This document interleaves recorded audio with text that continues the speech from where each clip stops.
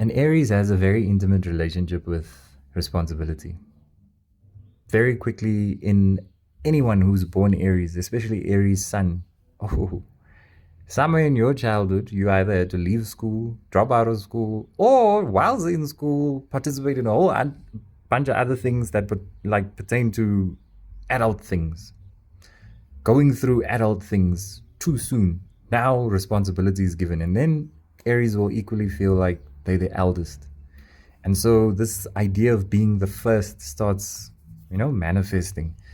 And later on, when they get addicted to now being in this masculine that the context has developed, and more as opposed to discovering yourself. But if the context has now forced this child to have a relationship with responsibility and being an adult, needing to grow up, and that was given to you, and you couldn't wonder and play and be silly and make mistakes, then very early on you have a hyper masculine individual in their mind, in their emotions, in how they approach anything in life. It's gonna lean towards one side. Especially, like I said earlier on, being the first, being innovative, being a pioneer, doing it like no one else. These themes would start proliferating into the psyche of the Aries. Aries also, because of this, starts building a weight, an energy that they place over their shoulders. So they start carrying various environments of responsibility. If you are a husband, if you are a wife, that's one heavy bag. Then in the career, for other people, in whichever way, carrying weight, carrying weight, carrying weight. And Aries is not going to just open up to anyone and ask for help or to just express themselves. What I've noticed with a lot of clients who do readings with me, and I can spot their Aries, because deep down there's always a desire to want to feel safe with someone who they can be weak with and express the version of us humans which is weak, and there is that which is strong. So their weakness, they wish they can express with someone that they feel safe with. Kudos to you if you have found this person in a relative, in an uncle, in a partner, in your kids. That's brilliant. And your stomach, your well-being will feel the effects of that. But the opposite of that, I always can sense that an Aries, their stomach feels like a fireplace that's not been lit in a very long time. It goes very hard like margarine. And so it's not easy to open up, and they alienate, and the stomach gets cold, and they're a fire sign. You can't have such a strong fire sign leaning towards one half of the fire, and then the other half of the fire, where emotions is concerned, suddenly there's a convenience of quietness. It doesn't make sense. So there's an imbalance with a lot of Aries and if it's in the stomach where fire is concerned, then I know that depression becomes standard procedure. It's not a shock anymore. It's more like what did you think is going to happen? Your serotonin is low. You're not having a relationship with, the sun.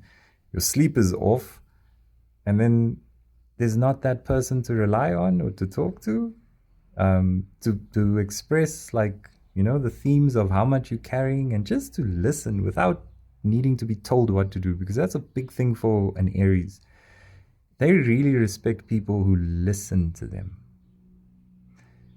It safety. When they feel safe with you, then everything melts, and they're not going to go asking for it. It's something that they must feel with you.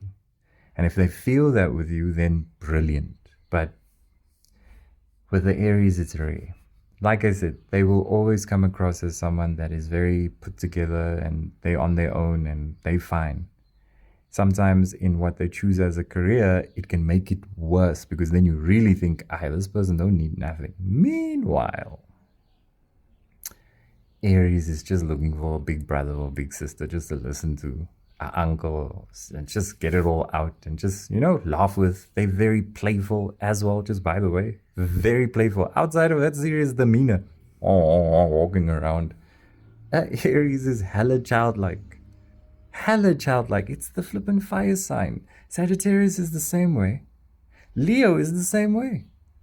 There's a playful element to the psyche of this individual who has strong Aries placements. But like I said, if they got that relationship with responsibility, that childhood gets taken away. That expression of making mistakes gets taken away.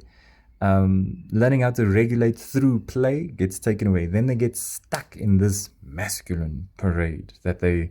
It's like it's like I'm watching Shakespeare when I see Aries walking around.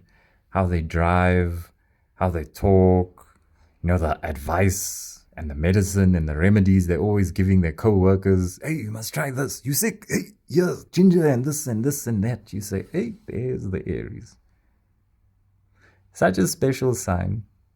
And if I were doing a boot camp with you, or if you were doing a reading with me, the only thing I would give you as guidance, because you can't tell Aries what to do, just look after your stomach. Get rid of the coffee, get rid of the caffeine, get rid of the sugar. Drink water. Get to know what adaptogens are. They're your best friend. Make sure also that you are well disciplined over a long period of time in something that physically burns the extra flame that the zodiac sign gives you. You can have a little bit more masculine than most, which is why you can get triggered and get upset quick. If your energy is sitting on 80%, it only takes 20% to get to 100. You want to move down to a 50 at least. So the minimum you can do for yourself is burn that by physical exercise, Aries, and not the gym. That's going too far. If I was being very specific, go do some yoga. Minimum at least 3 times a week. Burn the extra fumes off, the edge off. Trim your masculine bush energetically with a physical exercise, and it's like taking your dog for a walk, so that you're not so extra in your reaction amongst people. And also your stomach will feel very confident, because the middle point of every single pose you're going to do in yoga is going to be your stomach. So whether you like it or not, your stomach is going to move energetically.